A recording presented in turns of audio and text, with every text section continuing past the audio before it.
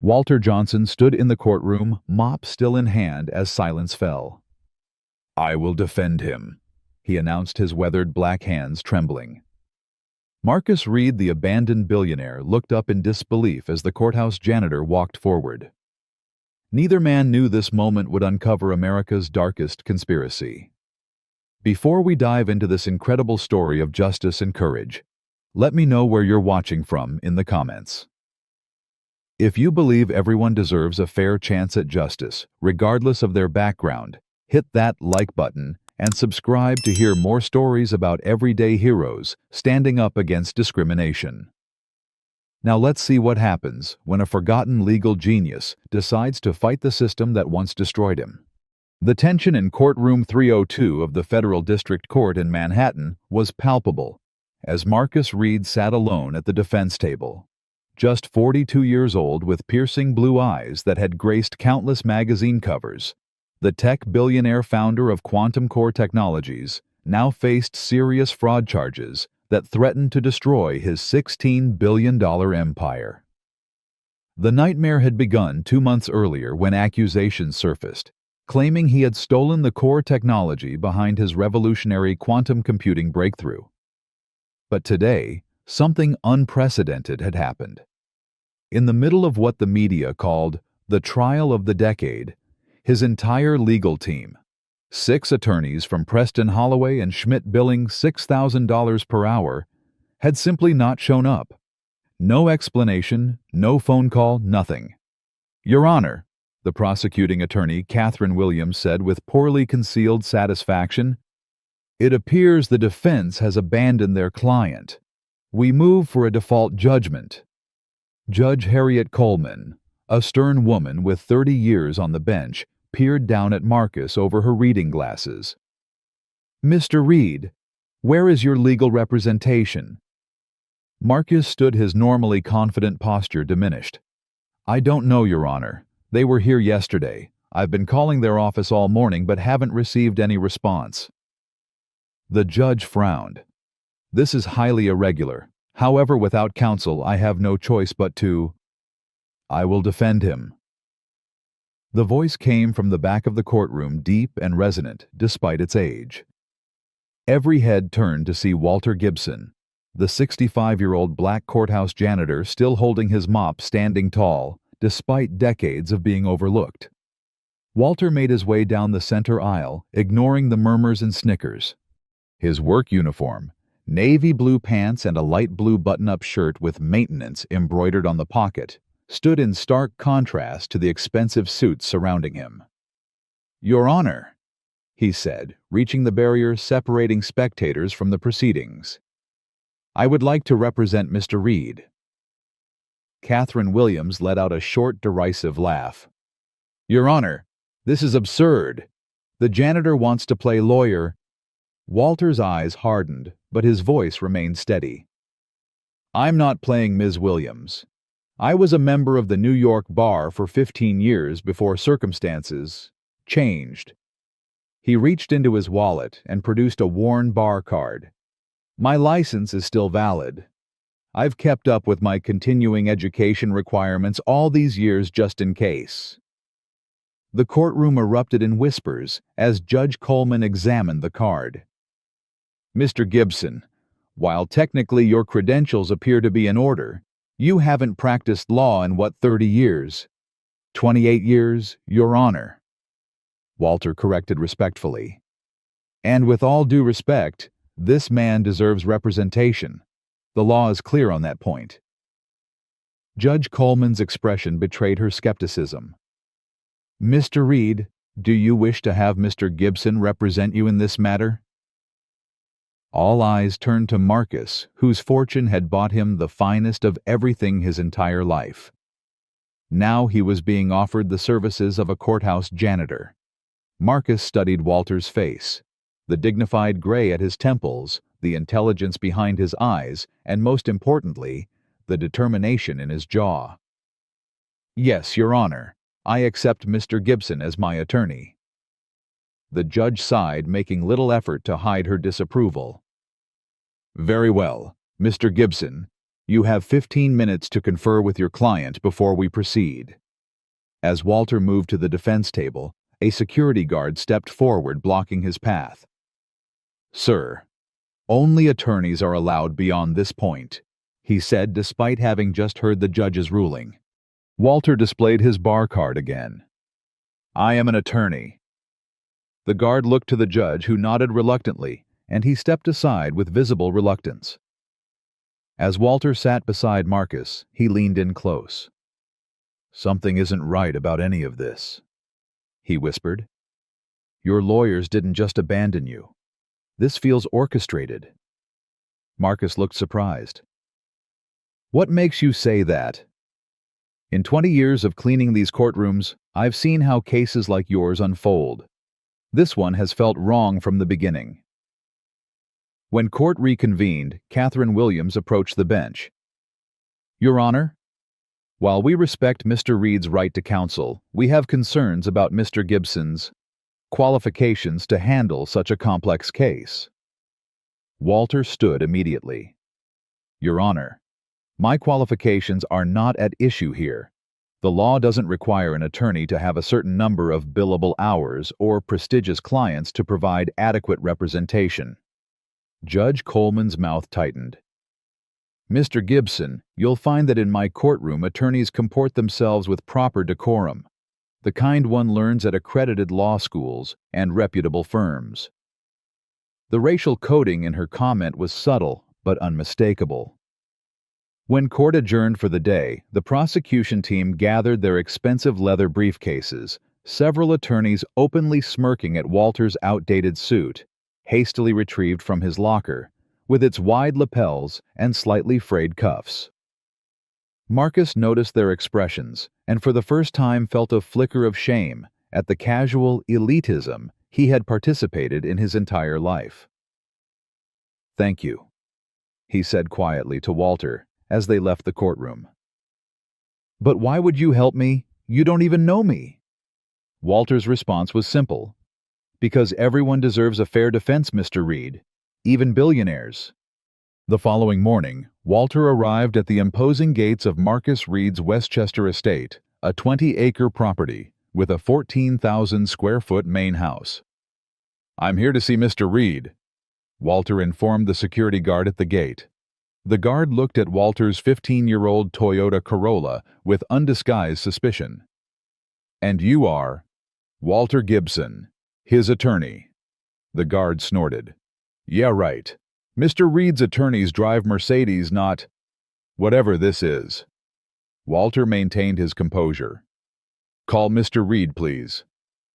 After a tense phone conversation, the guard reluctantly opened the gate, muttering something under his breath as Walter drove through. At the main house, another security officer stopped Walter at the door, demanding identification and making him wait outside in the chilly morning air for nearly 15 minutes before finally allowing him entry. Marcus greeted Walter in a spacious home office lined with awards and technological patents.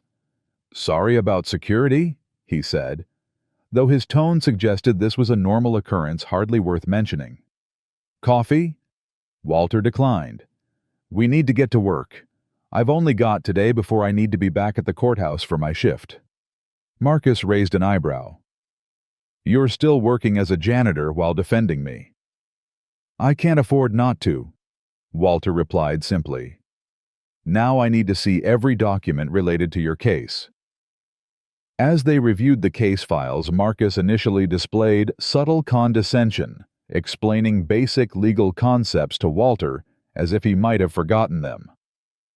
I understand how discovery works, Mr. Reed, Walter finally said, his patience wearing thin. I need you to treat me like your attorney, not your employee. Something in Walter's tone made Marcus pause and really look at the man before him. Behind the janitor's uniform was a legal mind that remained razor-sharp. You're right, Marcus admitted. I apologize. As they worked through the mountain of documents, Walter noticed something odd. These discovery responses are incomplete. Your previous attorneys should have objected to this. He pulled out several key technical documents, And these specifications about your quantum processing technology, they're redacted in critical sections. Did your attorneys do this? Marcus leaned forward, suddenly alert. No, those should be complete. That's the evidence that proves I developed the technology independently. Walter's eyes narrowed. Someone deliberately withheld crucial evidence. Your own attorneys were sabotaging your case. As they continued working, Walter grew quiet, lost in thought. What is it? Marcus asked. Walter hesitated before speaking. Your situation reminds me of something from my past. I was a rising star at Johnson Williams & Brown, first black attorney they ever made partner. His eyes took on a distant look. Then I took on a racial discrimination case against Atlantic Energy Corporation, major client of several board members. Evidence started disappearing. Witnesses changed testimonies. Then suddenly, I was accused of evidence tampering. The bitterness in Walter's voice was palpable. I was disbarred for 6 years before I could prove my innocence and get reinstated. By then, no firm would touch me. The courthouse job was all I could get. Marcus absorbed this information silently. Walter moved to the window, casually adjusting the blinds. There's a black SUV across the street. Been there since I arrived. Marcus joined him at the window. Security. Not yours.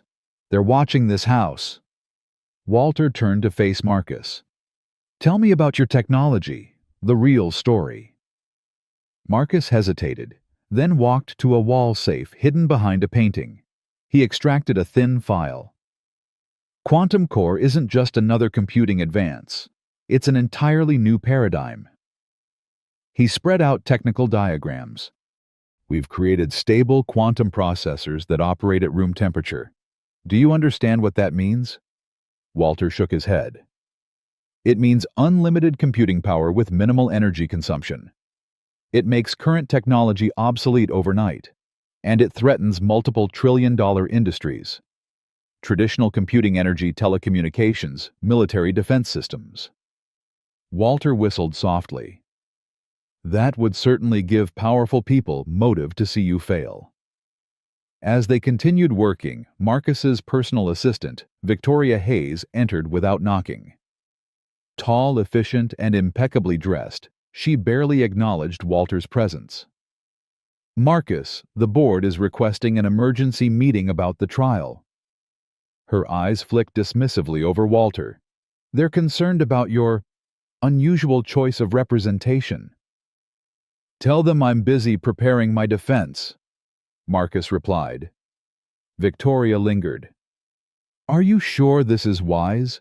Perhaps we should consider settlement options. We could still salvage something from... That won't be necessary, Walter interjected. Victoria's expression cooled further. I don't believe I was addressing you, Mr. Gibson. Walter Gibson, attorney at law. Her smile didn't reach her eyes. Of course. How inspiring. After she left, Walter said quietly, How long has she worked for you? 5 years. She's extremely loyal. Why? Walter didn't answer directly. Who has access to your company files? The executive team, Victoria, a few senior engineers. Later, as Marcus took a phone call, Walter noticed a flash drive left carelessly on Victoria's desk in the adjoining office. A quick check revealed company files being systematically copied. Before he could investigate further, the prosecution delivered a courier package. Supplemental evidence. They planned to introduce the next day. Inside were emails allegedly showing Marcus discussing stealing the disputed technology 2 years earlier. These are forgeries, Marcus said, his face pale. I never wrote these. Walter studied the emails closely. They're well done, but there are inconsistencies. The question is, how did they get access to your email format and signature block? He looked up at Marcus. Someone very close to you is helping them. And they're not just trying to win a lawsuit, they want to destroy you completely. The next morning, Walter entered the courtroom to a buzz of whispers and barely concealed smirks. The story of the janitor lawyer had spread overnight, with several legal blogs running mocking headlines like, "From mop to motion, janitor represents billionaire," and "Cleaning up justice maintenance man's legal career resurrected." Walter ignored the spectators, focusing instead on organizing his notes at the defense table. The prosecution team, led by Catherine Williams, entered with an air of absolute confidence, nodding to colleagues and court officers like conquering heroes arriving for an easy victory. "All rise," called the bailiff as Judge Coleman entered. After the formalities, Catherine Williams rose smoothly. "Your Honor, the prosecution calls James Harrington Chief Technology Officer at Nexus Innovations." Harrington, a polished executive in his 50s, took the stand with practiced ease. After establishing his credentials, Williams led him through damning testimony about attending a technology conference where Marcus had allegedly photographed Nexus prototypes and stolen their design concepts. When Williams finished her direct examination, she turned to Walter with a patronizing smile. "Your witness, Mr. Gibson." Walter approached the podium and immediately struggled with the electronic evidence system. The court clerk made no move to assist him as the prosecution team exchanged amused glances. "Technical difficulties, Mr. Gibson?" Judge Coleman asked with thinly veiled impatience. "Perhaps in a case involving advanced technology, we need counsel who can at least operate a basic computer system." The gallery tittered with laughter. Walter straightened his shoulders. "My apologies, Your Honor. In my day, we relied more on substance than presentation." He abandoned the technology and approached the witness directly. "Mr. Harrington, you testified that you saw Mr. Reed photographing your prototypes at the Geneva Tech Summit, correct?" "Yes, that's right." "What date was this summit?" "It's June 12th through 14th, 2022. Walter handed a document to the clerk. "I'd like to enter Defense Exhibit 1 into evidence. These are Mr. Reed's passport stamps and hotel receipts showing he was in Tokyo from June 10th through June 16th of that year attending a different conference." The witness shifted uncomfortably. "I might have the dates wrong, but I definitely saw him." "Your Honor," Walter interrupted, "I move to strike the witness's entire testimony as perjury. Mr. Reed has never attended the Geneva Tech Summit in any year, as travel records can confirm." "Objection," Williams shouted. "The witness may have confused the specific conference, but the substance of his testimony goes to his credibility," Walter completed firmly. "If he's mistaken about where he supposedly witnessed this critical event, what else is he mistaken about?" Judge Coleman frowned. "I'll allow the witness to clarify."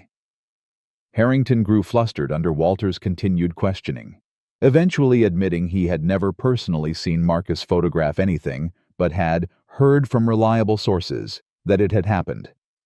Walter pressed further. "These reliable sources, would that be Catherine Williams and her team who coached you on this testimony?" "Objection." Williams was on her feet. "That's outrageous and offensive." "Sustained," Judge Coleman said sharply. "Mr. Gibson, that's enough. The jury will disregard that last question." But Walter had made his point. The jury was now openly studying Harrington with skepticism. As Walter continued his cross-examination, exposing more contradictions, his mind flashed back to his early days as an attorney. He remembered a similar case where he'd challenged testimony from a corporate executive only to have the judge tell him during a sidebar, "Young man, people like you don't question people like him in my courtroom. Know your place." The memory strengthened his resolve as he systematically dismantled Harrington's testimony. By the time Walter finished, the prosecution's first witness had been thoroughly discredited. During the lunch recess, Walter stepped outside for fresh air, only to be approached by two men in dark suits. "Mr. Gibson," the taller one said. "A word." They guided him to a quiet corner. "You're making a mistake with this case." "Is that a threat?" Walter asked calmly. "Call it friendly advice. A man your age should be thinking about retirement, not making powerful enemies." Walter stood his ground. "I've faced worse than vague threats from men in cheap suits." The shorter man stepped closer. "Have you checked on your apartment lately? Would be a shame if something happened to it." They walked away, leaving Walter unsettled but more determined than ever. That evening, Walter found his small apartment in Queens had been ransacked. Nothing valuable had been taken. He owned little of worth, but his legal notes were scattered everywhere, and old case files he'd kept from his attorney days had been gone through methodically. Back at Marcus's estate, Walter shared what had happened. "They're trying to intimidate you," Marcus said, genuinely concerned. "You should stay here. I have plenty of room." Walter shook his head. "That would look improper, but thank you." As they worked into the night, Marcus gradually revealed more about himself: his difficult childhood, his struggles to be taken seriously in the tech world, his eventual success. In turn, Walter shared stories of the discrimination he'd faced throughout his legal career and life. "I never realized," Marcus said at one point, "how different your experience of America has been from mine." "Most people don't," Walter replied simply. The following morning, several news outlets ran stories about Walter Most with racist undertones, despite their superficially positive framing. "From janitor to Jedi courthouse cleaner's legal longshot," read one headline. Another questioned diversity hire or legal fire billionaire's bizarre attorney choice. Walter set the newspapers aside. "They're trying to distract us and undermine your case through me. Let's focus on what matters." But as they reviewed more documents, Walter discovered something disturbing. Someone had accessed records of his old legal cases, particularly the discrimination suit that had ended his career. "They're using my past against us," he said grimly. "They know exactly who I am and why I'm dangerous to them." Do you think Walter is right to be concerned about his past being used against him? Comment number 1. If you believe his history, fighting discrimination will ultimately be his strength. Or number 2, if you think it makes him too vulnerable to his powerful enemies. And if you're inspired by Walter standing up against intimidation, despite the personal cost, hit that like button and subscribe for more stories of courage against overwhelming odds. Now, as Walter and Marcus prepare to return to court, will they discover who's been accessing these old records, and what will they find when they dig deeper into the forces aligned against them? After another tense day in court, Walter decided it was time to seek help from someone who knew the legal landscape from the old days. He drove his aging Toyota to a quiet neighborhood in Brooklyn, pulling up to a modest brownstone with carefully tended flowers out front. James Washington, now 87 years old, had once been one of the most respected civil rights attorneys in New York. More importantly, he had been Walter's mentor. "Walter Gibson," the elderly man said as he opened the door, his voice still strong despite his frail appearance. "Been watching you on the news. About time you got back in the game." Inside, surrounded by walls of legal books and framed photographs with historical civil rights figures, James listened intently as Walter explained the Reed case. When Walter finished, James removed his glasses slowly. "This isn't just about patent infringement. What you're describing connects to something much bigger." He shuffled to a filing cabinet and extracted a dust-covered folder. 30 years ago, I was working on a case involving Atlantic Energy Corporation. Yes, the same one that destroyed your career. I discovered evidence of a consortium called the Foundation, a group of corporations and government officials working together to suppress technological innovations that threatened their industries. Walter leaned forward. "That sounds like conspiracy theory territory, James."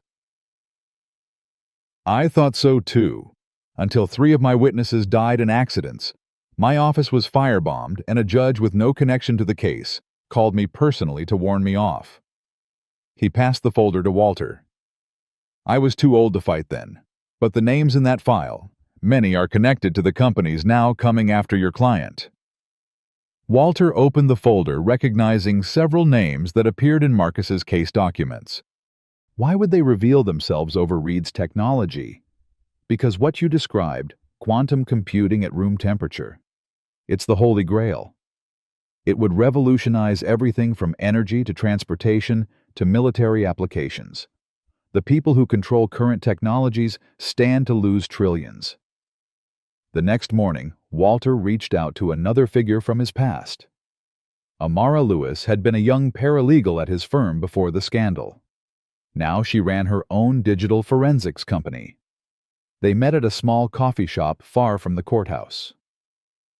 "Walter Gibson," she said, embracing him warmly. "When I saw you on TV, I couldn't believe it. The ultimate comeback story."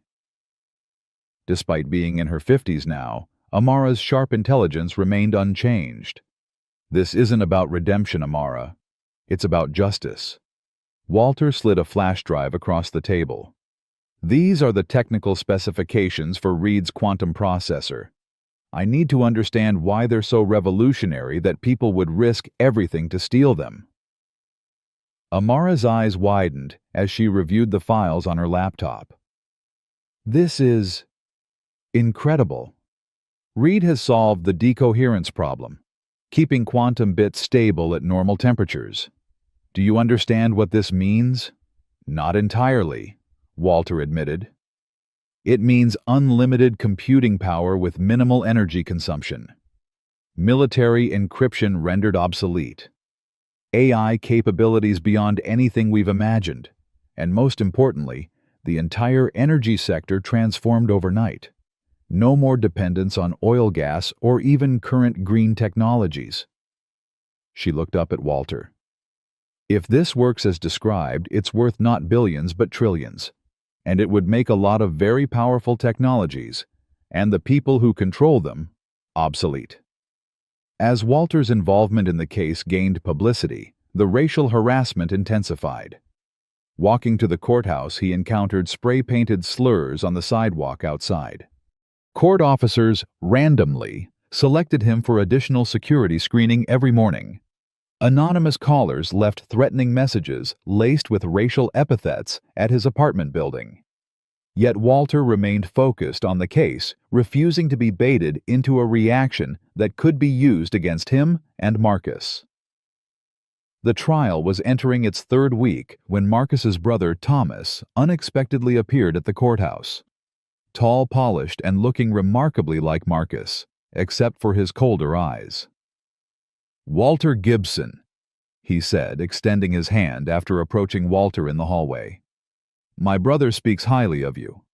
I've come to offer my support." Walter accepted the handshake while noting Thomas's expensive watch and the subtle glance he exchanged with Catherine Williams as they passed in the corridor. Later, Walter observed Thomas entering a coffee shop across from the courthouse, the same one where Catherine Williams and her team regularly strategized. Though Thomas sat at a different table, Walter didn't miss the note surreptitiously passed between them. That evening, Walter received an unexpected visitor at his temporary office in Marcus's guest house. A well-dressed man introduced himself as representing concerned parties. "Mr. Gibson, my clients are impressed by your legal acumen. They believe this case has gone on long enough and are prepared to offer you $2 million to guide Mr. Reed toward a reasonable settlement." Walter didn't even look up from his papers. "The answer is no. And if you or your clients approach me with a bribe again, I'll add witness tampering to the growing list of crimes I'm uncovering." The man left without another word, but his visit confirmed Walter's suspicions. Powerful people were getting nervous. With Amara's help, Walter began understanding the technical aspects of the case better.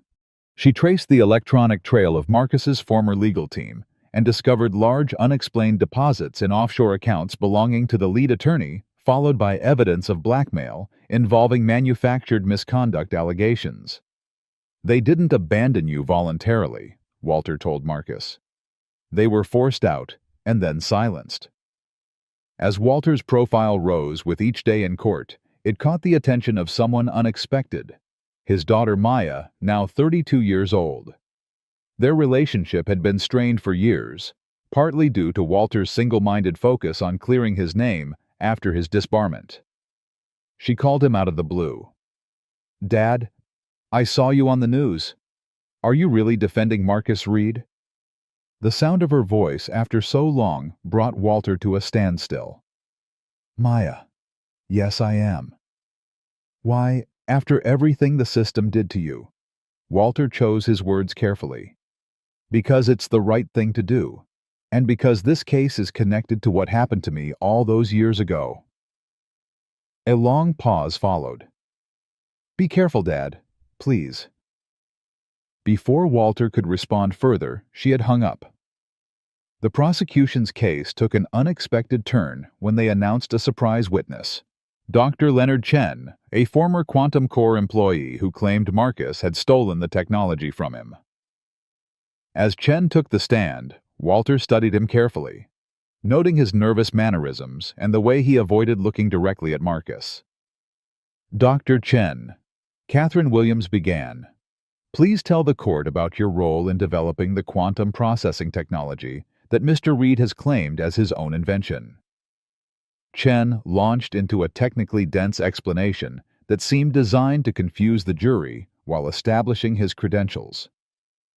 Walter prepared his notes for cross-examination, knowing this witness could either destroy their case or provide the opening he needed to expose the truth. "Dr. Chen." Walter began his cross-examination with deceptive gentleness. "You testified that you developed the core algorithms for quantum stability that form the heart of Mr. Reed's patent application. Is that correct?" "Yes, that's right," Chen replied, his confidence growing after surviving direct examination. "And when exactly did you create these algorithms?" "Between January and March of 2021 while working at Quantum Core." Walter nodded, approaching the witness stand. "That's interesting, because I have here your employment records showing you weren't hired until April 21, 2021. He slid the document to Chen. "Can you explain how you developed these algorithms before you even worked for the company?" Chen's face flushed. "I must have mixed up the dates. It was actually... And I also have the server logs showing the quantum stability algorithms were already complete and stored in the company's secure repository by March 15, 2021, more than a month before you started." Walter didn't wait for a response before continuing. "Dr. Chen, did Nexus Innovations pay you $300,000 to testify today?" The courtroom erupted as Catherine Williams shouted objections. After order was restored, Walter produced bank records showing a transfer to an offshore account in Chen's name. By the time Walter finished his cross-examination, Chen had admitted to lying under oath in exchange for money and promises of future employment. The jury watched in shock as the supposedly credible witness crumbled under Walter's methodical questioning. During the lunch recess, Marcus took Walter to a private room in the courthouse. "There's something I haven't told you, something I should have shared from the beginning." He extracted a small device from his pocket, no larger than a USB drive. "This is a prototype of what we call the Q-core. It's the heart of my invention." Marcus explained that his quantum processor wasn't just incrementally better than existing technology. It represented a fundamental breakthrough in sustainable energy production. This tiny device, once fully developed, could generate enough clean energy to power a small city using quantum fluctuations in a way that doesn't violate any laws of thermodynamics, but exploits loopholes we never knew existed. Walter finally understood the true stakes. This wouldn't just disrupt the tech industry, it would completely transform energy production worldwide. Oil, gas, coal, all potentially obsolete. Exactly. And there are trillion-dollar industries built on controlling those resources. Marcus's voice dropped lower. The people coming after me aren't just competitors. They're fighting for survival. Armed with this knowledge, Walter began a meticulous search through the case documents, looking for connections between Nexus Innovations and energy companies. With Amara's help, he uncovered a complex web of shell companies, linking Nexus to Atlantic Energy Corporation, the same company that had destroyed Walter's career 30 years earlier, along with several other energy giants and defense contractors. Further digging revealed communications between these companies and government officials discussing the containment of disruptive energy technologies. The conspiracy James Washington had hinted at was real and far more extensive than Walter had imagined. Walter compiled this evidence and filed a motion to dismiss based on prosecutorial misconduct and conspiracy to commit fraud upon the court. Judge Coleman appeared visibly uncomfortable as she reviewed the motion in chambers. Mr. Gibson, these are extremely serious allegations against highly respected corporations and government officials. Yes, Your Honor, they are. And they're supported by documentary evidence. Walter slid another folder across the desk, including evidence of significant deposits to an offshore account connected to Your Honor's husband 2 days before this case was assigned to your courtroom. The color drained from Judge Coleman's face. Are you threatening me, Mr. Gibson? No, Your Honor. I'm giving you an opportunity to do the right thing. These documents will be filed publicly tomorrow morning, unless you recuse yourself from this case immediately. The next morning, Judge Coleman announced her recusal, citing previously unknown conflicts of interest. The case was reassigned to Judge Raymond Carter, a younger man with a reputation for fairness and independence. As Walter and Marcus left the courthouse, Marcus received an urgent call from his home security team. His estate had been broken into, his home office ransacked, and his private server containing research notes and prototypes had been stolen. They're getting desperate, Walter observed. We must be getting close to something they don't want found.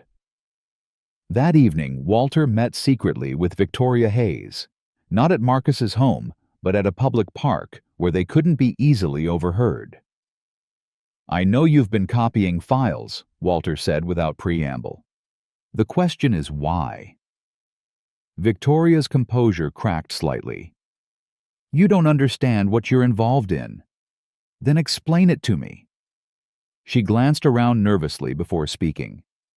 Thomas Reed approached me 6 months ago. He said Marcus had stolen his ideas for the quantum technology.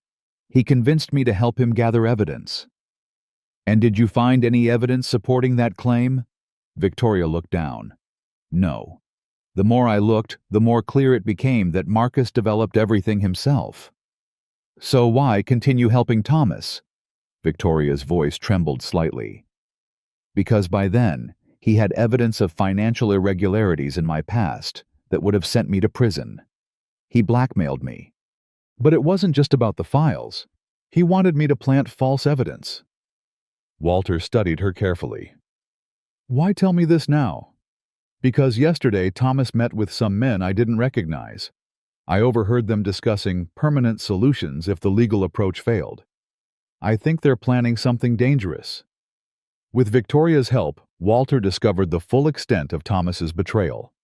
He had been working with Nexus and their energy company partners from the beginning, motivated by both money and long-simmering resentment toward his more successful brother. Using this new information, Walter and Amara worked through the night compiling irrefutable evidence that the original charges against Marcus were completely fabricated. From perjured testimony to forged documents to manufactured evidence. The next morning in court, Walter presented his findings, methodically building an airtight case that the entire prosecution was based on fraud. Judge Carter listened intently, his expression growing increasingly troubled. Catherine Williams attempted to object repeatedly, but each objection was weaker than the last as the evidence mounted. Just as Walter was showing documentation of offshore payments to witnesses, a commotion erupted at the back of the courtroom. Two men burst through the doors, one raising what appeared to be a weapon. Court security officers responded immediately, tackling the intruders, but not before a shot was fired, missing Marcus by inches and shattering a window behind the defense table. As order was restored and the would-be assassins were taken into custody, Walter noticed Judge Carter's shocked expression. "This isn't just a patent case anymore," Walter said grimly. "This is a conspiracy to commit murder to protect corporate interests." Walter woke to the shrill sound of his phone ringing at 3:15 in the morning. The voice on the other end belonged to his elderly neighbor, Mrs. Patterson. "Walter, you need to come home right now. Your building is on fire." By the time Walter arrived, firefighters had contained the blaze, but the damage was extensive. The fire had started suspiciously close to his apartment, which was now completely destroyed. His few possessions, mementos from his legal career, family photographs, all gone. The fire chief approached as Walter stared at the smoldering ruins. "Accelerant was used. Definitely arson. Any idea why someone would target your apartment?" Walter knew exactly why, but merely shook his head. No idea. The attack on his home was just the beginning. The next day, Walter received a distraught call from Maya. "Dad, my boss just called me into his office. They're letting me go. Budget cuts, they said. But he mentioned it might not be good optics to have an employee connected to your case."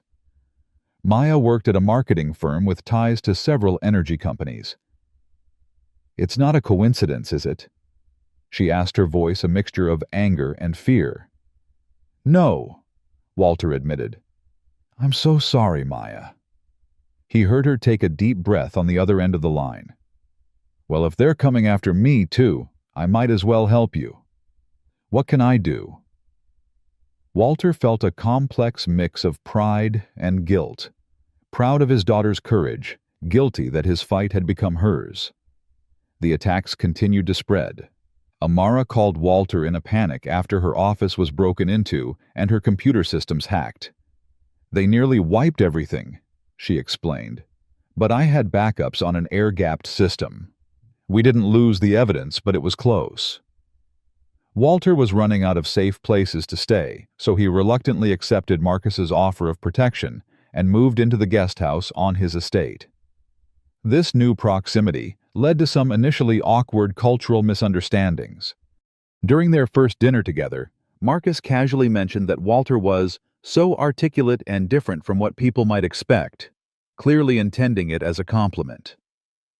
Walter set down his fork. "Different from what people might expect from a black janitor, you mean?" Marcus had the grace to look embarrassed. "I didn't mean—" "You didn't mean it to sound racist, I know. But it did. And that's something you should think about." Rather than becoming defensive, Marcus asked questions and actually listened to Walter's experiences. About being followed in stores, about having to be twice as good to be considered half as qualified, about teaching his daughter what to do if stopped by police. For perhaps the first time in his privileged life, Marcus began to understand the daily racism Walter had endured for 65 years. As the case gained national attention, the media narrative took an ugly turn. Conservative outlets portrayed Walter as a radical with a vendetta against successful white businessmen. "Janitor lawyer's radical past exposed," read one headline, accompanied by a deliberately unflattering photograph of Walter looking angry, his fist raised at a civil rights demonstration decades earlier. Another article questioned, "Is Gibson using Reed case to advance social justice agenda?" Walter's previous legal career was picked apart, with every loss magnified and every win minimized or attributed to others. The constant stress began taking a physical toll. Walter had always prided himself on his stamina, but now he found himself exhausted, occasionally short of breath. One evening, as he reviewed documents, his vision blurred, and his left arm tingled ominously. Marcus found him slumped over the desk. "Walter." Are you okay? Walter straightened with effort. Just tired. I'm fine. Marcus wasn't convinced. When was your last physical? You've been working 20-hour days for weeks. I don't have time for doctors. The preliminary hearing on our counter-evidence is tomorrow. Despite Walter's protests, Marcus called his personal physician, who confirmed Walter's blood pressure was dangerously high. You need rest and medication, the doctor advised. Another few days like this, and you're looking at a stroke. Walter accepted the medication, but refused to rest. Too much is at stake, he insisted. In court, Walter began noticing subtle patterns in Judge Carter's rulings. While initially seeming fair, the judge consistently excluded key evidence favorable to the defense on technical grounds, while allowing the prosecution significant latitude. After a particularly frustrating day in court, Walter asked Amara to investigate Judge Carter's background. What she found confirmed Walter's suspicions. Before his appointment to the bench, Carter had worked for a law firm representing several energy companies currently connected to Nexus Innovations. More damning, his brother-in-law sat on the board of Atlantic Energy Corporation. He should have recused himself immediately, Walter said. This is clear judicial misconduct. The next day, Walter confronted Judge Carter in chambers presenting evidence of his undisclosed conflicts of interest. I'll give you the same choice I gave Judge Coleman, Walter said calmly. Recuse yourself voluntarily, or I file a judicial misconduct complaint with evidence of your deliberate failure to disclose these connections. Judge Carter's face hardened. You're making a dangerous enemy, Gibson. I've been collecting those my entire career, Your Honor. One more won't make much difference. That evening, as Walter returned to Marcus's estate, he found Maya waiting for him. She'd been monitoring social media discussions about the case and had discovered coordinated disinformation campaigns targeting both Walter and Marcus. They're trying to poison public opinion, she explained. Thousands of bot accounts spreading the same talking points, creating fake, ordinary people who claim to have had negative experiences with both of you. Walter looked at his daughter with newfound respect for her expertise. Can you counter it? Maya smiled grimly. Already started, but we need to get ahead of their narrative. You're fighting this in the courtroom, but they're fighting it in the court of public opinion too.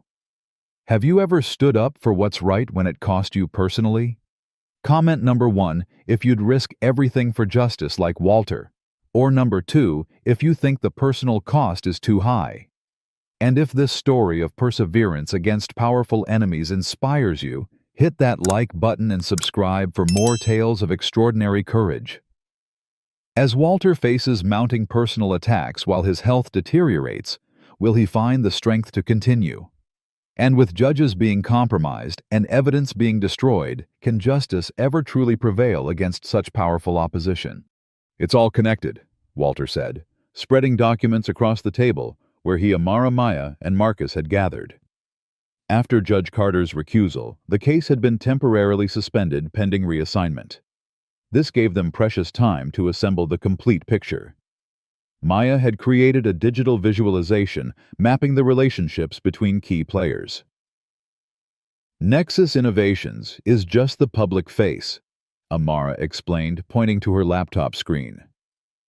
Behind them is this network of energy companies, Atlantic Energy, Global Petroleum, North Star Resources, along with defense contractors and technology firms. Walter traced the connections with his finger. And connecting them all is the Foundation, the same shadow organization James Washington discovered 30 years ago. The conspiracy was breathtaking. In its scope, an alliance of energy companies, corrupt officials, and corporate rivals had orchestrated the entire case to not only steal Marcus's technology, but discredit him so thoroughly that his patents would be invalidated. But Thomas is the key, Walter said, pointing to Marcus's brother's name in the center of several connections. He's been their inside man from the beginning. Marcus shook his head, still struggling to accept his brother's betrayal. Why would he do this? Money, for one thing, Maya said, pulling up bank records showing transfers of millions of dollars to offshore accounts in Thomas's name. But based on emails I've recovered, it's more than that. He's always resented living in your shadow. He told his contacts you stole his ideas for the original quantum core technology. Walter organized their evidence into a comprehensive presentation. We're not just fighting a patent case anymore. We're exposing a criminal conspiracy involving corporate espionage, attempted murder, obstruction of justice, and corruption of government officials. The next morning, they learned the case had been reassigned to Judge Sophia Washington, a respected jurist with 20 years on the bench. Walter recognized her name immediately. They had attended law school together, though they hadn't kept in touch. When court reconvened, Walter presented their evidence methodically, building an airtight case against not only Nexus Innovations, but the entire network of conspirators. Catherine Williams objected repeatedly, growing increasingly desperate as Walter connected each piece of evidence to the next. "Your Honor," she finally said, "these wild conspiracy theories have no place in a patent infringement case. Mr. Gibson is trying to distract from the simple facts." "There's nothing simple about attempted murder, Ms. Williams." Walter interrupted, displaying photographs of the courtroom shooting and his burned apartment building. Or about judges being bribed to handle a case in a particular way. Or about billions in market capitalization moving between companies based on insider knowledge of this manufactured case. Judge Washington's expression grew increasingly grave as the evidence mounted. "Mr. Gibson, these are extremely serious allegations that go far beyond my courtroom. Have you presented this evidence to federal authorities?" "Not yet, Your Honor. We had concerns about potential corruption within regulatory agencies. The conspiracy appears to reach into several federal departments." As if to validate these concerns, Walter received an urgent call that evening from James Washington. "They're coming after me now," the elderly attorney said, his voice shaking. "Two men claiming to be federal agents tried to enter my home without a warrant. When I refused, they threatened to return with one. They're trying to find your evidence before you can present it publicly." Walter arranged immediate private security for his mentor and advised him to relocate temporarily. Meanwhile, Maya discovered that old cases from Walter's legal career were being systematically re-examined with particular focus on the discrimination case against Atlantic Energy that had ended his career. "They're trying to discredit you," she told her father. "But I found something interesting. The judge who oversaw your disbarment hearing later received a directorship at Atlantic Energy worth $2 million annually." Walter stared at the document Maya had uncovered. "After all these years, proof that they set me up." As they prepared for the next court session, Walter received an unexpected call from Victoria Hayes. "Thomas is panicking," she said in a hushed voice. "I overheard him on the phone saying the janitor knows too much and that they need to accelerate the timetable. Whatever they're planning, it's happening soon." Walter thanked her for the warning just as Maya burst into the room with her laptop. "Dad, I've been monitoring chatter about Marcus's stolen research. Nexus has engineers working around the clock to reverse engineer the Q-core technology. They're racing to file patents before we can prove their fraud." Marcus looked stricken. "If they succeed, everything I've worked for is gone." Walter placed a reassuring hand on his shoulder. "Not if we move faster than they do." The next morning, Walter implemented a daring strategy in court. He filed a motion for emergency injunctive relief, seeking to freeze all patent applications related to quantum processing technology, pending resolution of the criminal conspiracy charges. Judge Washington granted the motion, delivering their first significant victory. That afternoon, an unexpected development shifted the dynamics dramatically. Thomas Reed contacted Walter directly requesting a private meeting. "He says he wants to make a deal," Walter told the team. "He's offering to testify against the other conspirators in exchange for immunity." Marcus shook his head. "Marcus, you can't trust him." "I don't," Walter assured him.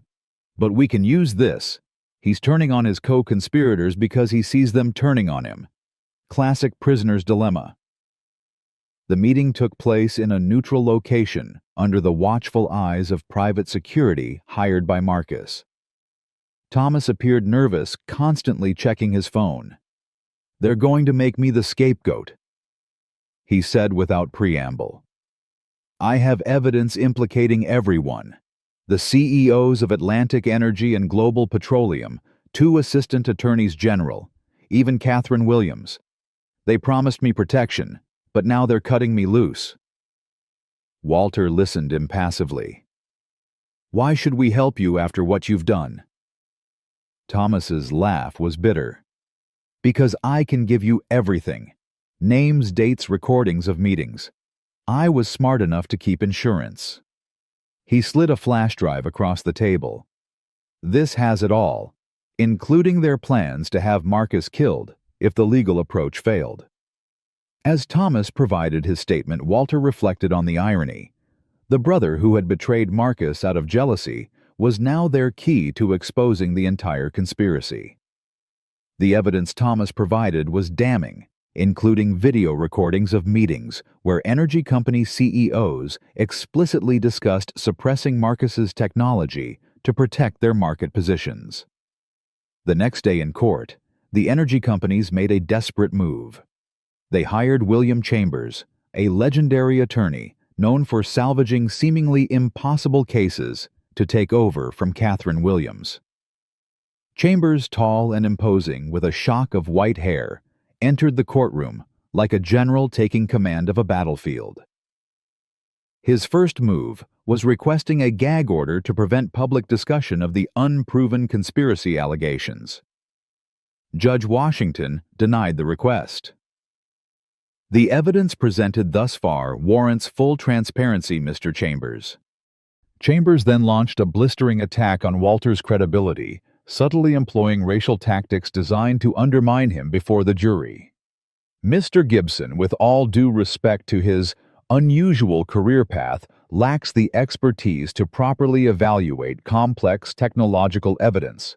His interpretations are colored by personal grievances against the very system that rightfully ended his legal career decades ago." Walter recognized the strategy immediately. Chambers was trying to trigger an emotional response that would reinforce stereotypes of the angry black man. Instead, Walter responded with calm precision, using his lifetime of experiencing racism to expose Chambers' tactics to the jury. "Mr. Chambers is employing a technique I've encountered throughout my life," Walter explained directly to the jury.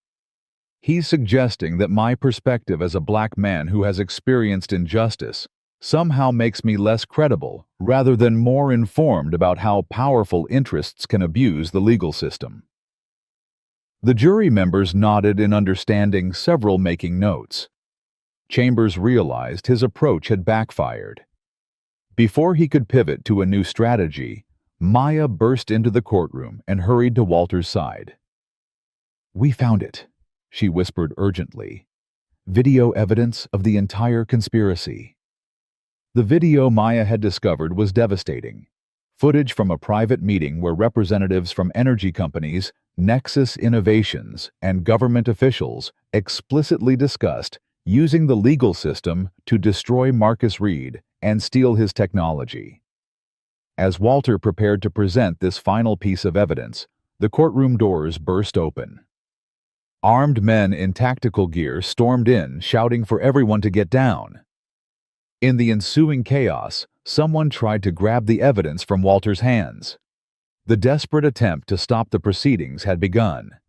Courthouse security officers responded immediately to the armed intrusion, drawing their weapons as people screamed and dove for cover. Walter clutched the evidence flash drive, tightly shielding it with his body as he pulled Maya down behind the defense table. Judge Washington was evacuated through a side door as the standoff intensified. "Federal agents, everyone down," shouted the leader of the tactical team. Walter noticed something odd. These men wore generic police vests without specific agency identification, and their tactics seemed uncoordinated. "They're not real federal agents," he whispered to Marcus. The confusion bought crucial moments until actual FBI agents who had been monitoring the case due to Walter's earlier communications with them arrived and took control of the situation. The imposters were disarmed and detained their leader, eventually identified as a private military contractor with connections to Atlantic Energy Corporation. When order was restored and court reconvened in a secured courtroom, the conspiracy had reached the highest levels of government. Evidence implicated the Attorney General himself, who had received millions in energy company stock options while directing his department to support the fraudulent case against Marcus. Walter received numerous death threats, some slipped under his hotel room door. Others called in to the courthouse. The judge ordered police protection, but Walter remained skeptical. "Some of these threats are coming from inside law enforcement," he told Marcus and Maya. "I don't know who we can trust anymore." Despite the danger, Walter refused to back down. As he prepared for the final phase of the trial, he met with the FBI agents, who had begun a parallel investigation into the conspiracy. "This goes beyond corporate espionage," the lead agent told him. "We're looking at RICO charges, obstruction of justice conspiracy to commit murder, and possibly treason, given the national security implications of Reed's technology." Meanwhile, Marcus discovered that despite the injunction, his stolen research was being rapidly developed by Nexus and their partners. Engineers were working around the clock to recreate his breakthrough, hoping to patent it under their names before the case concluded. Thomas Reed's betrayal of his co-conspirators had sent shockwaves through their ranks. Several lower-level participants approached prosecutors seeking deals in exchange for testimony. But the core group of energy company CEOs hired the legendary William Chambers to salvage their defense. Chambers was known for his scorched earth tactics and his perfect record in high-stakes corporate cases. He had once famously stated, "I don't just win cases. I destroy the opposition so completely they never recover." In a dramatic development, the original prosecution team led by Catherine Williams faced disbarment proceedings and potential criminal charges for their role in the conspiracy. Williams offered to cooperate, revealing that the case against Marcus had been planned for over a year before charges were even filed. The energy companies were getting desperate. Atlantic Energy's stock had plummeted 40% since the conspiracy allegations became public. Global Petroleum faced a shareholder revolt. Government officials implicated in the scheme began resigning or taking leaves of absence. In court, Chambers launched his counteroffensive by bringing in his own technical experts, who claimed Marcus's technology couldn't possibly work as described. It was theoretical at best, fraudulent at worst. This entire case centers on technology that violates the basic laws of physics, Chambers argued smoothly. Mr. Reed has perpetrated a massive fraud on investors and the public by claiming impossible breakthroughs. Walter was ready for this attack. He called Amara Lewis to the stand as an expert witness. With her guidance, he methodically dismantled the defense's technical objections, explaining how Marcus's breakthrough worked within established physical laws, while exploiting previously undiscovered quantum effects. The battle of experts continued for days, becoming increasingly technical. Walter, despite his lack of scientific background, had spent countless hours with Amara learning the fundamentals of quantum physics to prepare for exactly this scenario. Chambers employed subtle racial tactics throughout the proceedings. He consistently referred to Walter as Mr. Gibson, while addressing other attorneys by their full names with honorifics. He expressed exaggerated surprise when Walter demonstrated technical knowledge. He positioned himself between Walter and the jury whenever possible, as if protecting them. Walter recognized every tactic from his years facing discrimination in courtrooms. Rather than ignore the behavior, he addressed it directly. "Your Honor, I notice a pattern in Mr. Chambers' behavior that I believe the court should be aware of." He then calmly cataloged the microaggressions, placing them in the context of techniques historically used to undermine black professionals. "I raise this not for personal reasons, but because these tactics are designed to trigger unconscious biases in the jury, which undermines the pursuit of justice." Judge Washington nodded. "The court has observed these patterns as well. Mr. Chambers, this stops now." Chambers appeared genuinely shocked at being called out so explicitly. His tactics had worked his entire career precisely because victims usually feared addressing them directly. As the final days of testimony approached, Maya made a breakthrough discovery: video evidence of the conspiracy members planning the entire scheme from its inception. The footage showed energy company CEOs explicitly discussing how to eliminate the Reed problem and make sure this technology never sees daylight. Walter prepared to present this devastating evidence as the culmination of their case. On the morning Walter was to present the video evidence, Marcus's security team discovered and neutralized a bomb planted in their car.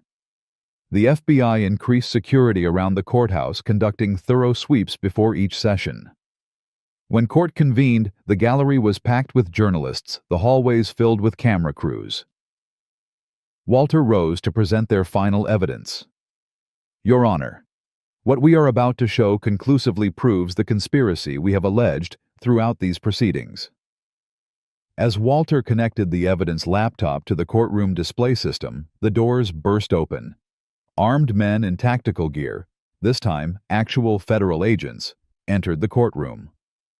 "Everyone stay calm," announced the lead agent. "We have a credible threat against this courtroom."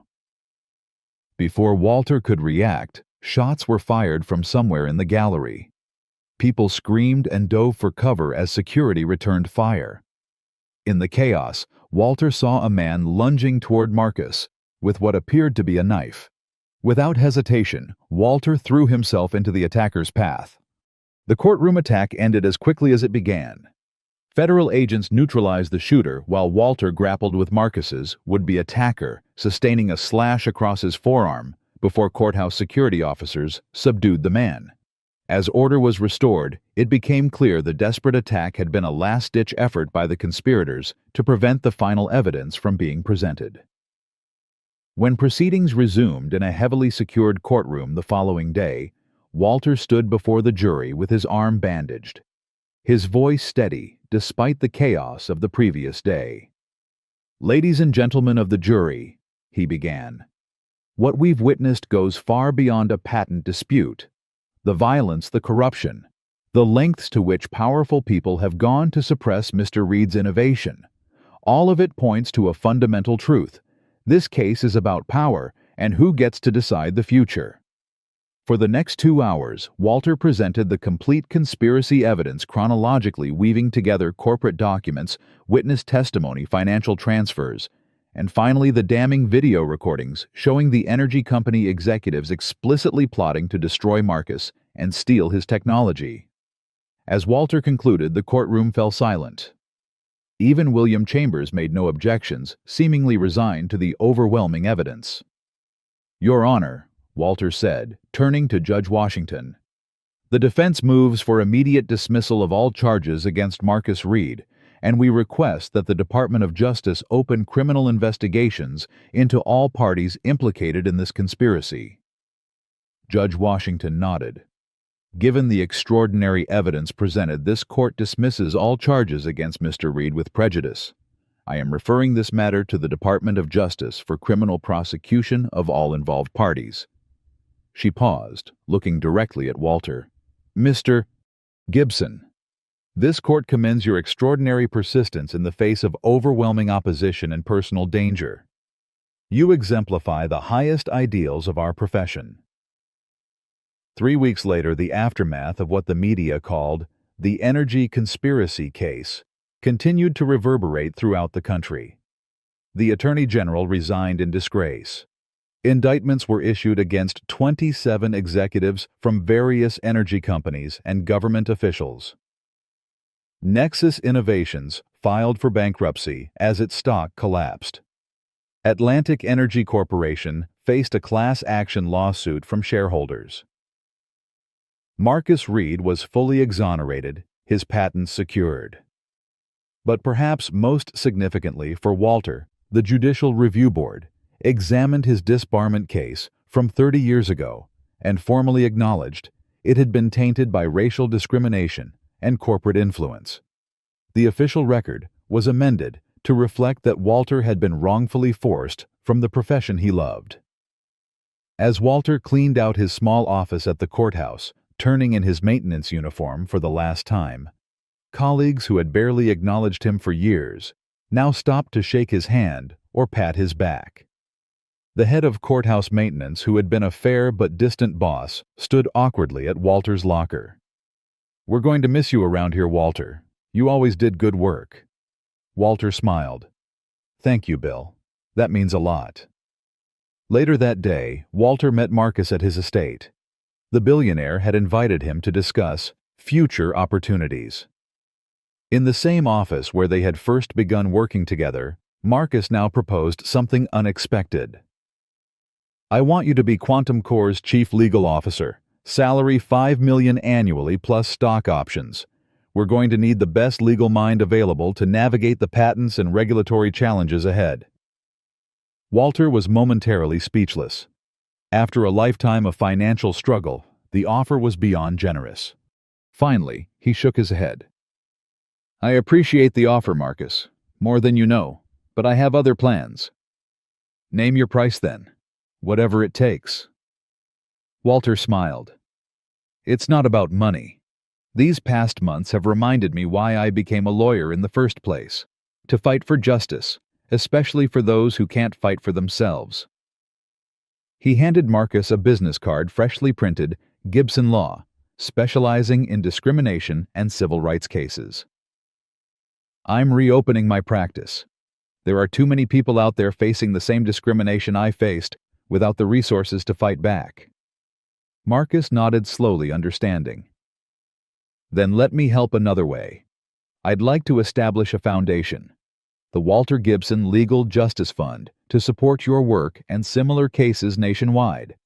$20 million initial endowment with annual contributions thereafter." This time, Walter accepted. That would make a tremendous difference. As they concluded their meeting, Maya arrived. Since the case ended, she had been working closely with her father to establish his new practice.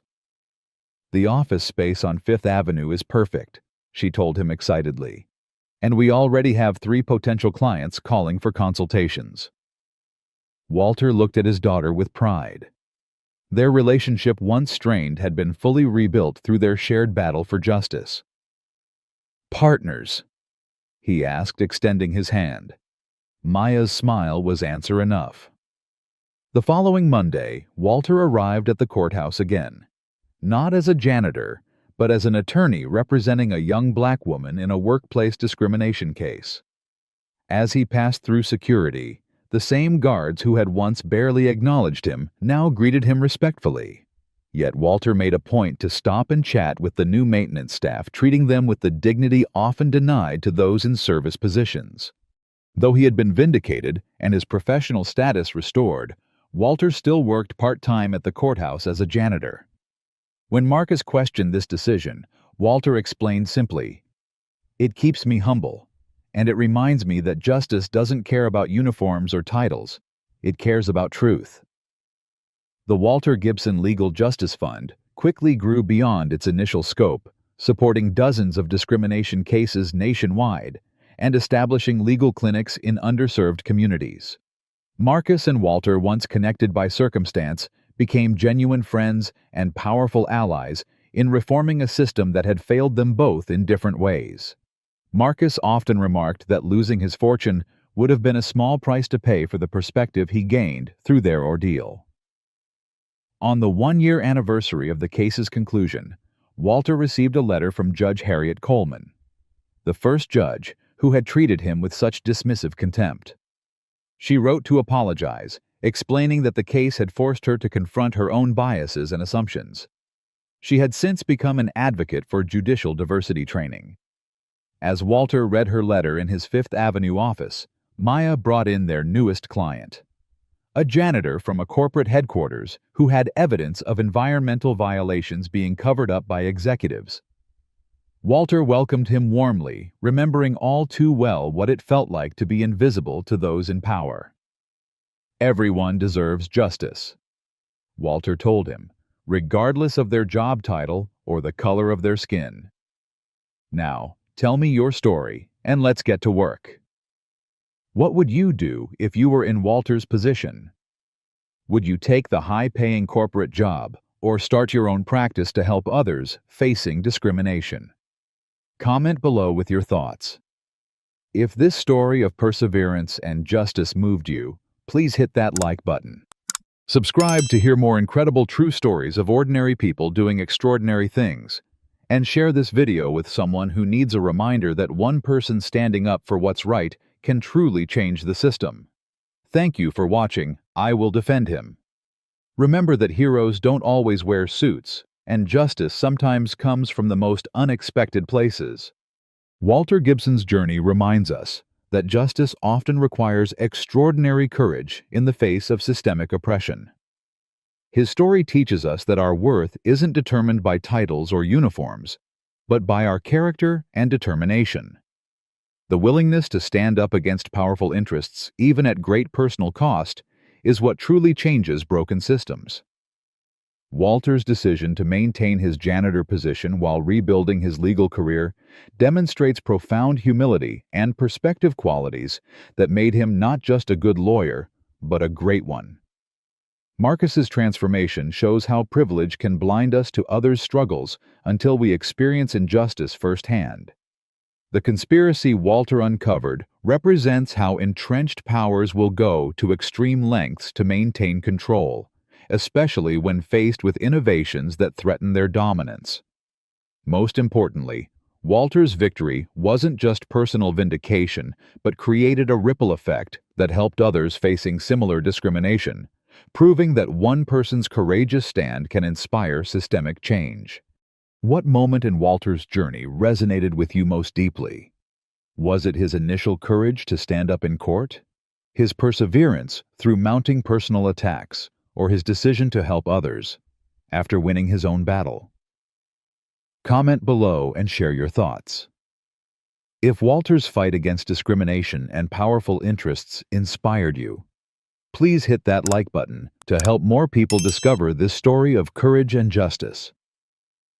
Subscribe to hear more tales of everyday heroes standing up against racist systems and making real change in the world.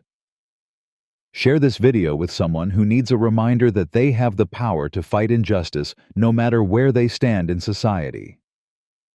Thank you for joining us for this powerful journey. May we all find Walter's courage when facing our own moments of truth. The